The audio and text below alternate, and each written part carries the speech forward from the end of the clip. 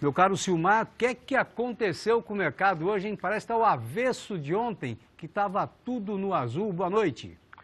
Boa noite, Tobias. Boa noite, amigos do Terra Viva. Pois é, Tobias, nada como um dia depois do outro, né? O mercado é assim mesmo, principalmente o mercado agrícola, extremamente volátil, né? Num momento de mercado de clima, que é o que está acontecendo agora. Nos Estados Unidos, aqui no Brasil também, clima muito oscilante, vamos dizer, usar um termo assim, e isso, claro, acaba afetando a cabeça dos operadores, dos investidores, que começam a especular em cima das consequências do clima para cada tipo de cultura. Mas começando pelos Estados Unidos, hoje tivemos realmente uma reversão. Nós tivemos uma alta fortíssima ontem, início de semana, muita especulação com as previsões climáticas para os Estados Unidos, nas regiões produtoras do meio oeste, previsão de continuidade de clima quente e seco. Depois nós tivemos aí a divulgação do relatório do Departamento de Agricultura dos Estados Unidos, mostrando que as condições das lavouras, especialmente de soja, realmente se deterioraram de uma semana para outra. Isso não é a primeira vez, já vem uma sequência nas últimas semanas. Milho também, embora não tanto. Agora, hoje, surgiram algumas especulações em cima de previsões para a próxima semana de que o clima podia ser um pouco mais ameno. Volta de chuvas em algumas regiões mais necessitadas, não muito boas, mas suficientes para dar uma acalmada no estresse hídrico das plantas. Isso já fez com que o mercado mudasse um pouco de opinião em termos de tendência, e foi um dia de correção, um dia chamado realização de lucro, né, Tobias? Os preços subiram bastante nos últimos dias. Quem ficou em dúvida sobre as consequências do clima acabou vendendo, e isso acabou afetando um pouco as cotações. Não foi uma perda total do que se acumulou nos últimos dias, muito pelo contrário. A queda foi em torno de 21 pontos no máximo para as posições de contratos futuros na Bolsa de Chicago, no caso da soja. Lembrando que ontem subiu 62 pontos, então a perda foi parcial. Não foi uma coisa muito importante em relação ao que já estava acumulado. Mesma coisa no caso do milho.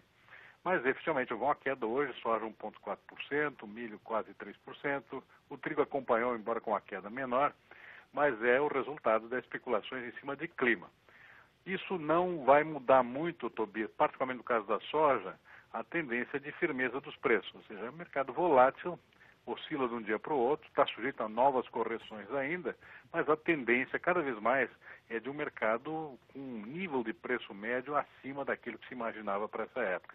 O mercado realmente mudou de rumo nos últimos dias em função dessa deterioração que já é meio inevitável nas condições da safra americana, especialmente a de soja.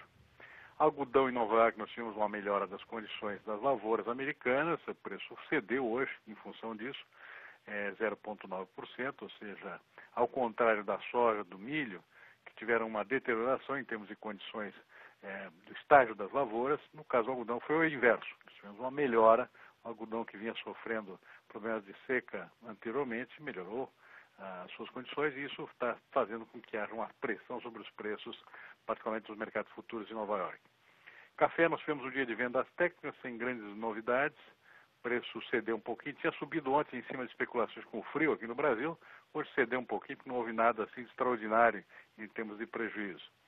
Açúcar em Nova York da mesma forma, o câmbio no Brasil também pressionando bastante os preços externos, na medida que isso favorece vendas pelo Brasil, o câmbio com o dólar valorizado. E o suco de laranja também cedendo um pouquinho hoje. A perda foi praticamente generalizada hoje também. Assim como ontem subiu tudo, hoje a maioria das cotações caíram hoje, num dia de o pessoal fazer um caixinha, chamada realização de lucros. Boi na BMF também caiu um pouquinho, fechando o dia 103,68, no contrato mais negociado nesse momento. Mercado físico firme. Não houve muita alteração nas cotações, mas o mercado físico do boi está firme nesse momento. Preço São Paulo na faixa de 101 até R$103 a arroba.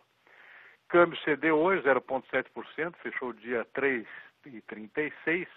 Isso já era esperado. Ontem o Banco Central não conseguiu segurar as cotações, mas hoje a situação é um pouco mais calma, Tobias. Agora, há uma novidade aqui no trigo, Tobias, que isso tem efeito no mercado internacional também.